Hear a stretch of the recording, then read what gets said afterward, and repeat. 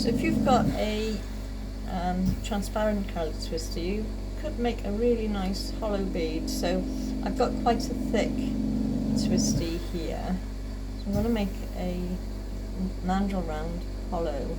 So I'm going to start off with a disc, and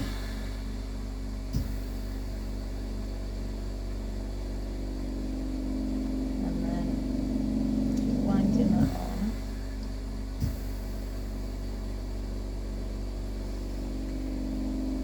And another disc, and it's about maybe 1/4 inch apart on this one, so this will be quite a small hollow bead. Now I don't know if you can see very well on this, but I've taken my mandrel to the left hand side. It's not actually in the flame at all, and neither is my twistie. I'm just using the very edge of the flame to soften up this twistie. So I've got 2 discs side by side, and I'm going to keep moving back and forth and adding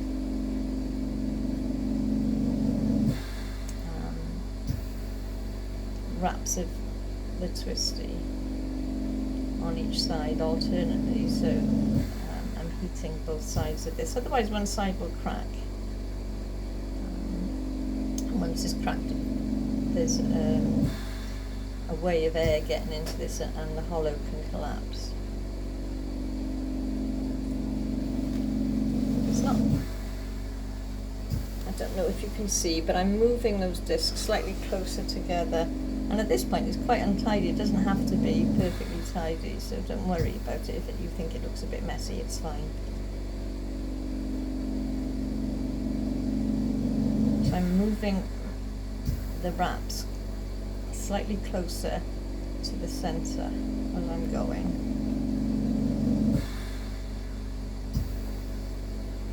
You'll need quite a long length of twistie on this one. With some of them, you know, if you've only got 2 inches or so, it's fine on a bit of surface decoration on the bead. But to make a whole bead actually, you need, especially hollow, you need quite a long length of the twistie.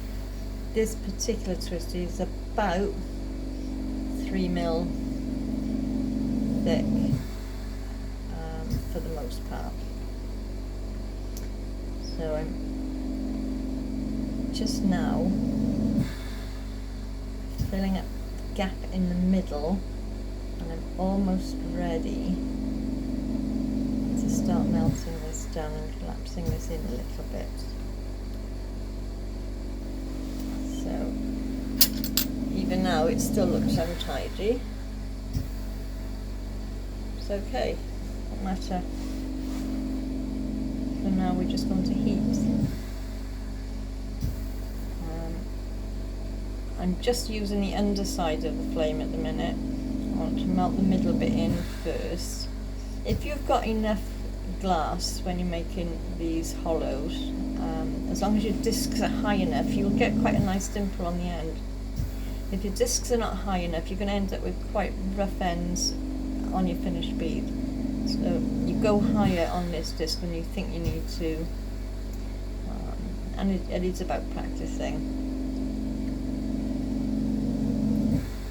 Slowly melting this smooth, because where you've added wraps is quite rough on the edges, and that's fine, that's normal. You just need to take your time and melt it in quite smoothly, and then start angling your heat towards either side and get that nice and soft and smooth.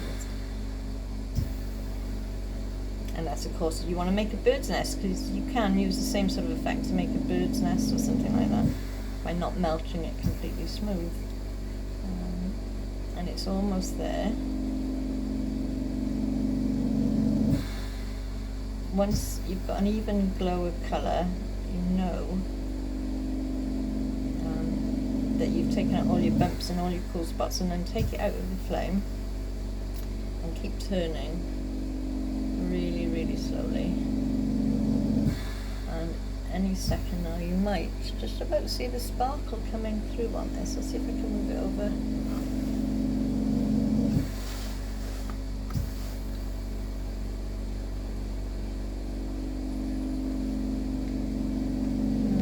can't really see it, so I'll pop this in the kiln and then I'll take a photograph once it's completely cool, because there's lots of sparkle in this one.